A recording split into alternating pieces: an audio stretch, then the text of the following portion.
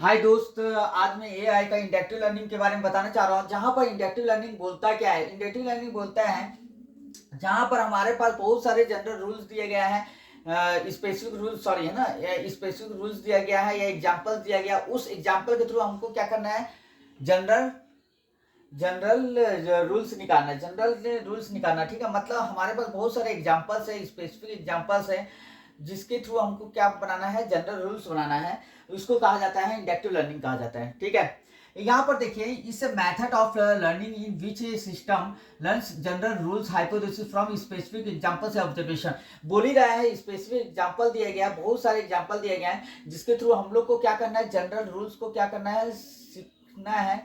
ठीक है, सीखते हैं। ठीक है, सीखते हैं, जिसको क्या कहा जाता है? इंडक्टिव लर्निंग कहा जाता है। मतलब एक मेथड है सीखने का, जहां पर एक सिस्टम सीखता है जनरल रूल्स को, जिसको कहा जाता है, जनरल रूल्स को हाइपोथेसिस कहा जाता है। ठीक है, यहाँ पर हो गया।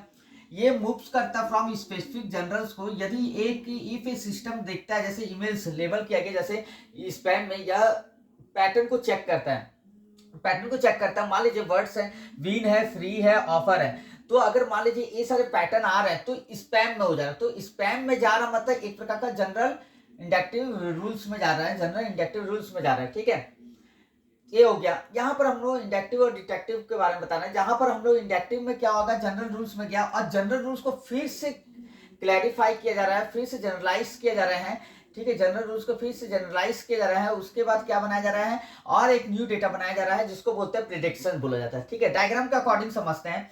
यहाँ पर ट्रेनिंग डेटा है, पैटर्न रिकॉग्नाइज कर रहे हैं हम लोग, विन, फ्री, ऑफर है। ठीक है, जिसको कन्वर्ट करें स्पैम में, एक हाइपोथेसिस फॉर्मेशन में दिया जा रहा है। अब हाइपोथेसिस फॉर्मेशन जो दिया गया है उसको फिर जनरलाइज किया जा रहा है एक न्यू डेटा में, जिसको बोलते हैं प्रिडिक्शंस।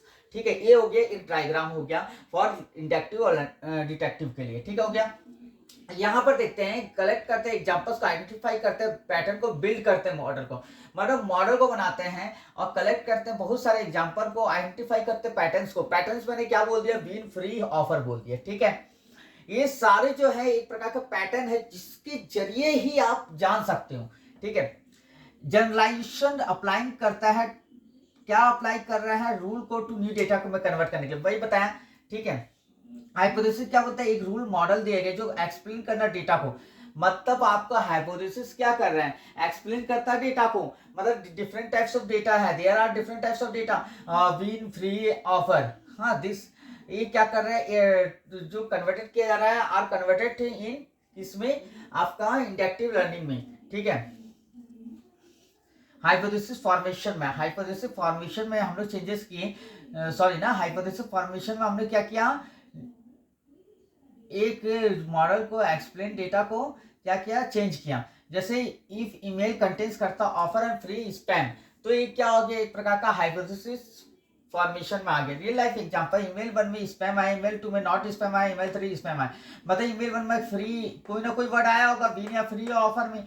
तो अगर कोई वर्ड आ गया तो वो स्पैम। अगर मान लो ईमेल 2 में ये सारे वर्ड्स नहीं आए, तो वो क्या कहलाएगा? आपका नॉट स्पैम। ईमेल 3 में क्या होगा?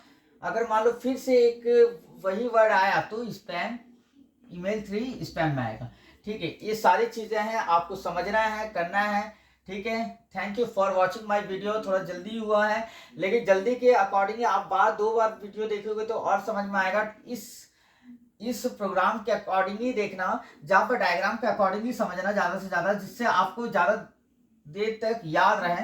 जैसे ट्रेनिंग डेटा है, फिर वो पैटर्न रिकॉग्नाइज करते हैं। पैटर्न रिकॉग्नाइज का मतलब हो गया आपका फ्री, ऑफर, है ना, विन, दैट इज वर्ड्स आएंगे इसमें, पैटर्न रिकॉग्नाइज है।